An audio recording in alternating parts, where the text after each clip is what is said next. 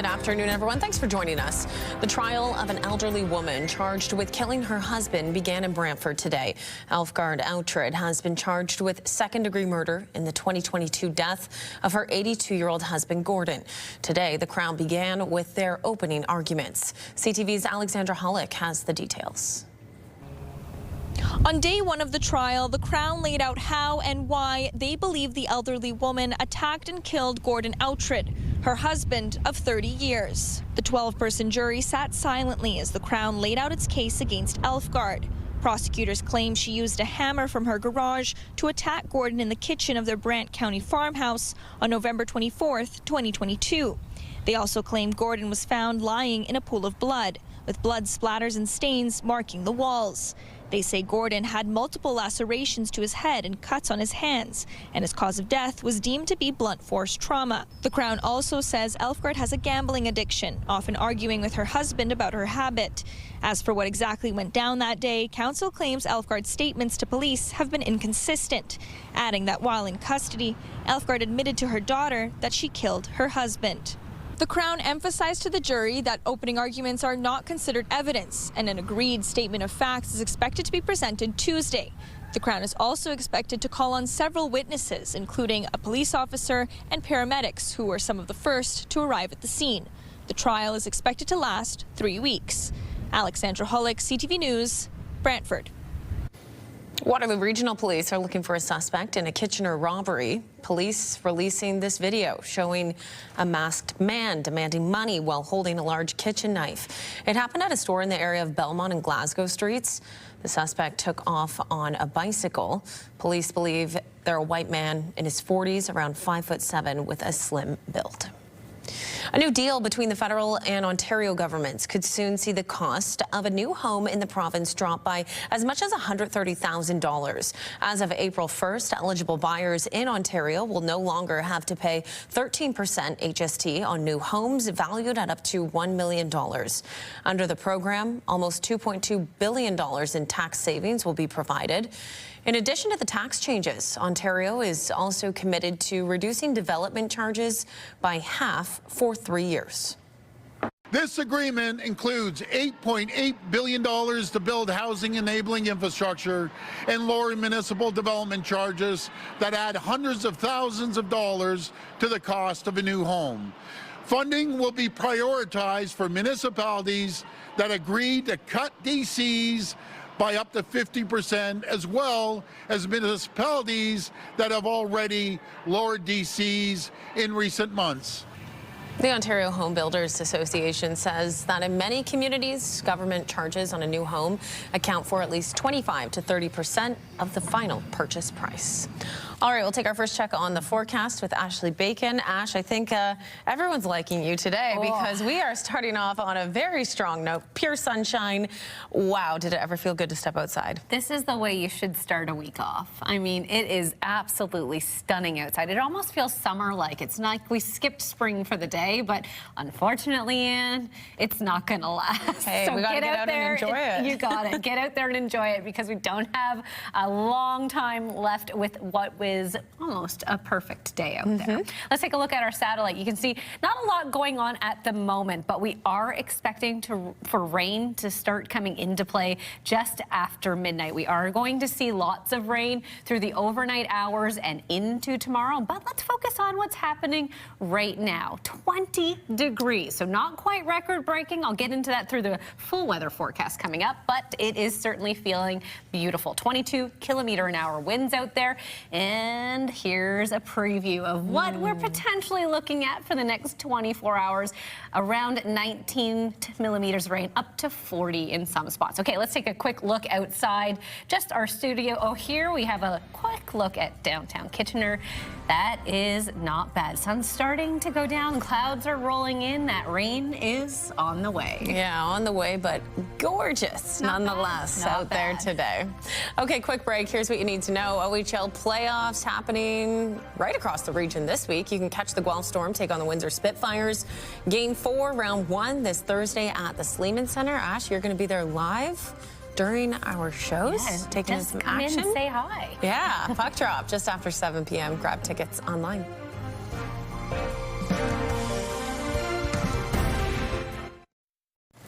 Making the most of the spring season and improving your overall well-being. Let's join Dr. Nicola Mercer, the Medical Officer of Health in Wellington-Dufferin Guelph, to discuss ways to stay healthy this spring. Dr. Mercer, great to see you. Thanks for having me. Let's start with this. We always think of winter as cold and flu season. What are some of the health risks that actually spike in the spring and some of the respiratory viruses that we're seeing this time of year? Really interesting question. This year, we are still seeing some RSV, which is the respiratory infection that you see for young children as well as for seniors. And those vaccines are still available because we are still continuing to see a little bit more than we'd like. And especially for the young ones, the infants and newborns, we want to make sure they stay out of hospital. You know, I've always talked about COVID. COVID is not seasonal. That means that it is around all year. We do tend to see it more during the winter months when people are indoors. However, you can still see COVID cases in the summer. Influenza, however, is a much more seasonal virus. And so once we get everybody's outside, the warmer weather, it does seem to be dormant until after Thanksgiving. And of course, measles. So we are seeing continuing cases of measles, especially out west. So if you are not vaccinated for measles, you could get measles. And you bring up the warmer weather too. You know, lots of people trying to get back into outdoor activity. What are some of the biggest injury risks you see every spring? Interesting question. I think the number one thing is for people who haven't done anything for a number of months, then go back to a sport that they were doing last fall. So if you were jogging last summer, fall, and you haven't for a number of months, and you take up that activity, maybe playing baseball when the baseball season opens, we do see people with strains and sprains and sometimes with more serious injuries. So just remember, if you haven't done something, please ease into it. Make sure that you do the appropriate amount of stretching. And remember that if you've been away from it from a number of months or a number of years, you could get more seriously injured. So please be slow. And I think stretching, never a bad idea. We hear and talk about seasonal depression in the winter a lot. How does the shift into the new season impact our mental health and really our overall well-being? So we do find that with people who suffer from what we call seasonal affective disorder, those are people who actually improve as the weather gets better and as they get more sunlight and are outside. This is not saying that all cases of depression or mental health are seasonal, but certainly some are and are improved by the better weather. But for anybody who doesn't meet the criteria for certainly for broader mental illness, but for our own mental health, it is really good to get outside, enjoy the weather. Today was beautiful. So take a moment to go for a walk, look at nature, and enjoy the fresh air. Yeah, it really seems like it can make all the difference. But as we're doing that, we're also noticing a return of some wildlife as well while we're spending time outdoors. A lot of geese, for example, this time of year, and other animals. So what are some best practices to keep yourself and your pet safe? Interesting question. This is the time of year where we'll see animals that have been hibernating starting to come out of hibernation. And so they are hungry, they're looking for food, and many of them or some of them will have young that they're trying to feed. So this is not a good time to approach, well, any time not a good time to approach wildlife, but in particular in the spring, if you see raccoons or other animals that have been hibernating, fox, for example, they can be aggressive, especially if they have young, and you may actually see them more likely because they're out and they're hungry and they're looking for food. So my advice is if you see wildlife, back away slowly, do not engage. And certainly if you are approached or bitten by a wildlife, you must seek medical attention because rabies, not for the geese, but for other animals, is still a possibility. Well, this is also the time of year where we always talk about ticks. So let's do a little bit of a brief refresher. When does tick season really start, and how concerned should people be at this time? Yeah, well, tick season starts pretty much now, soon. So what you have in the spring is you have the very tiny, little tiny ones, the nymphs we call it. They are starting to come out, and they are looking for their first blood meal. That sounds rather gruesome, but that's actually what's happening. So they will begin to climb onto tall grasses or any kind of vegetation as they start to look for their next either an animal or a human that they can feed off of. So I know that for most of us, we're not wearing shorts at this time of year. We're still in long pants and boots. But as the weather gets warm, I just want to remind everyone that ticks, including ticks that carry diseases like Lyme disease and other diseases now we have, like Rocky Mountain spotted fever, have also been documented in Ontario. So tick bites are serious. You will notice on the trails, at least in our area, there is a little QR code.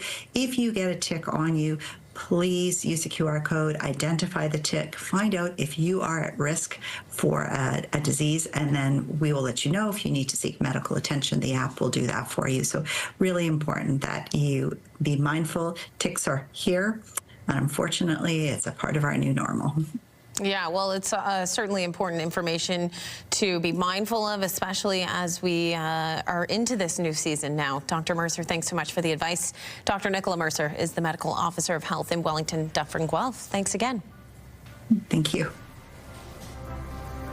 Quick break. We'll tell you what you need to know as we do. The KW Titans kicking off the 2026 playoff run this Thursday at the Odd. Round 1, Game 1 against the Windsor Express. Tip-off is 7 p.m. You can grab tickets online through the team's website. Stay with us.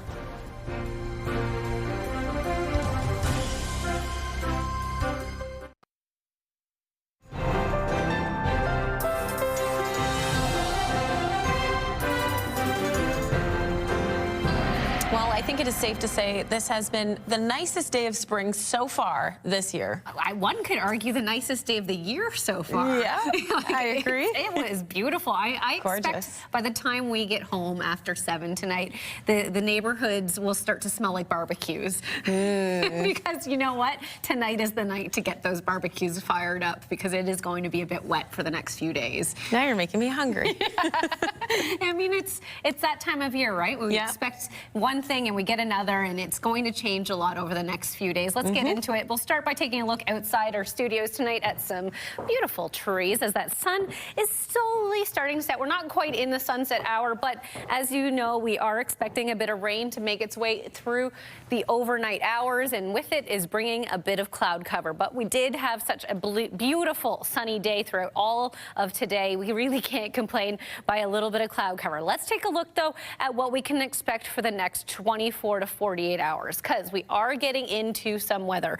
So we are starting to see this little band of cloud cover starting to move its way through. Now, we're not going to really see much rainfall here in Waterloo Region until around midnight, but when it comes, it's going to come. We are going to see potentially some heavier rain and thunderstorm possibilities. That will also pass through Waterloo Region in the overnight hours. Mount Forest will also see some, so it is going to reach, this is a far-reaching system. We are going to see anywhere between 20 and 40 millimeters of rain in most areas. Now, that's going to continue to sort of circulate, not quite as heavy, but we will still see consistent rain through most of Tuesday and into Tuesday evening and overnight hours. So that is going to be a very wet Tuesday, tomorrow. So I can't stress that enough. You're going to want to pack an umbrella, maybe some rubber boots, and get out for an evening walk tonight while you can, while it's still dry. Unless you like the rain, then tomorrow's going to be perfect for you.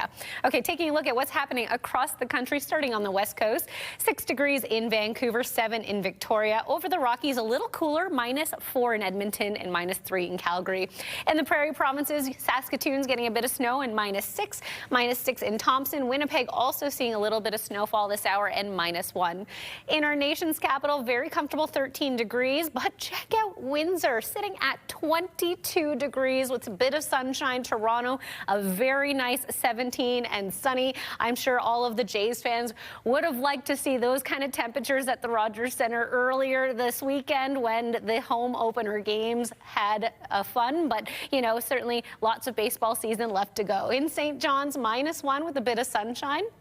Here in Waterloo region, we are also sitting at a very comfortable 19 degrees. So nothing to, shy away from. These are well above seasonal temperatures for southwestern Ontario. We will continue to see nice warm conditions tomorrow, even though with it is some rain. Overnight tonight, 8 degrees is our expected low, so still well above seasonal. Thunderstorm risk, as mentioned, 10 to 20 millimeters of rain expected overnight, and then another 10 to 15 possible tomorrow. 17 is our expected daytime high tomorrow, so still well above seasonal. We are looking at sunset at 7:46 p.m., so get out there while you can. And of course, taking a look at our first at 5 forecast, cloudy conditions return Wednesday at 9 degrees, showers by the end of the week, and then to cap or start your long weekend on Friday, Leanne, you're going to need those umbrellas once again. Yeah, we certainly will. Ash, thanks so much.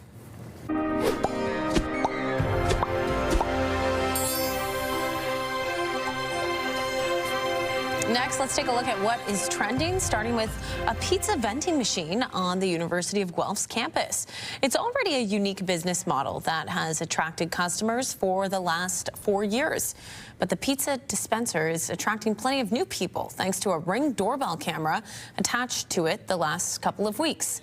It's prompted people to get quite creative when it comes to how they wait for their pizza. The videos are being posted to social media and have gotten lots of attention.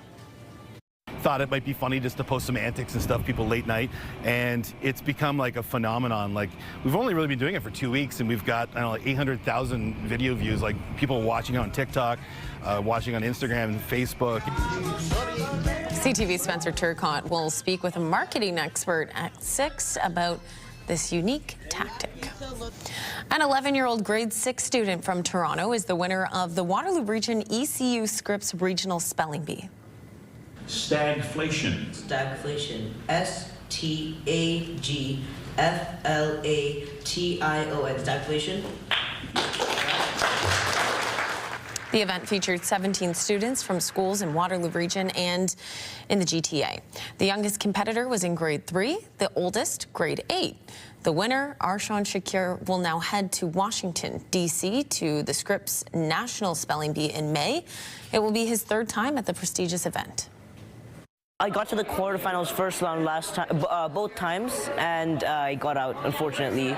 So I'm aiming for more this year. It's just a wonderful opportunity for students to experience the stage, to improve on their self-confidence, public speaking, and really it's these kids gives an opportunity for them to compete in an environment that's not on a soccer field, that's not in a volleyball court, that's not on a hockey rink. These kids study and study, and some of the students study up to 4 hours a night. So they're passionate about spelling, and we are so very proud of them. Arshan will be one of 2 Ontario students at Scripps. He'll be joined by the winner of the Windsor Area Regional Spelling Bee, Isaac Brogan. And good luck to them. Okay, still ahead on CTV News at 5, the Toronto Blue Jays make it 3 straight wins to start the season and set a record doing it. We'll have more from the weekend games coming up after the break. And here's what you need to know. If you're looking for something fun to do tonight, you can head over to Foundry Tavern in Cambridge for trivia night. Fun kicks off at 7, but it is suggested you get there a little bit earlier if possible. Stay with us.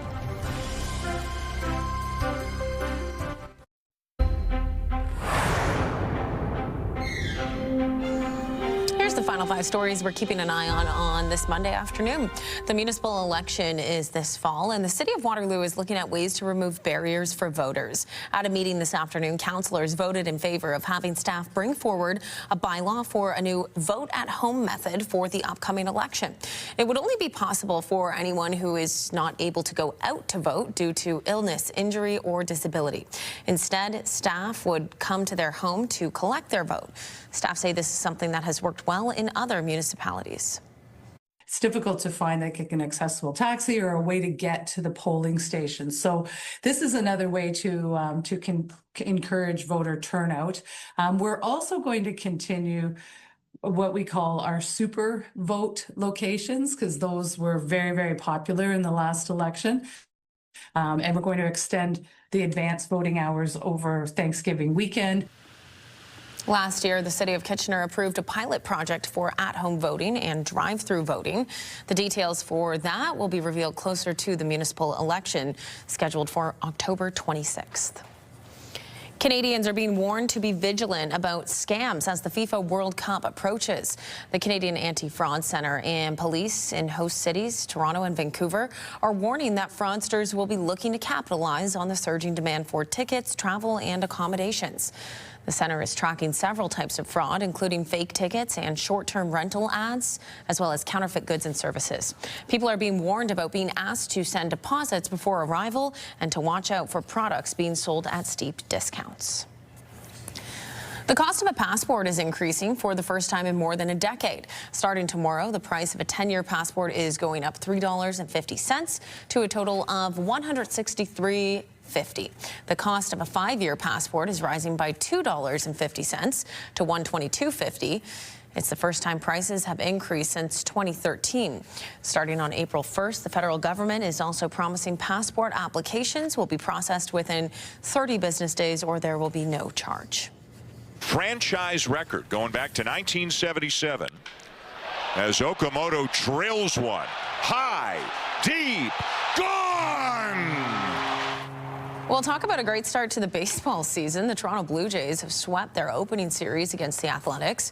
Already up 3-0, Kazuma Okamoto extended the Jays' lead in the 4th inning, hitting his first career MLB home run to right center field. Toronto won 5-2, taking all 3 games. Eric Lauer started for the Jays and struck out 9 in just over 5 innings of work. The Jays struck out a total of 50 batters this weekend, setting a major league record for strikeouts in the first 3 games of the season. And finally for us, in the UK, a popular Easter treat has been supersized for this year's celebrations. This is the world's largest mini egg at 3 feet tall, 120 pounds. It took 2 days to make and is filled with milk chocolate with a crispy exterior. The egg was created just for this Easter to entertain visitors to the Cadbury World theme park in Birmingham, England. The company's regular mini eggs are only available around this time of year. Hey, I think that's my dream, extra large mini egg like that. I don't know if that would stick around in my house for that long, although it is pretty big. All right, we'll leave it there. Tony Grace is back with your next local news at 6. Have a good Monday night. Take care.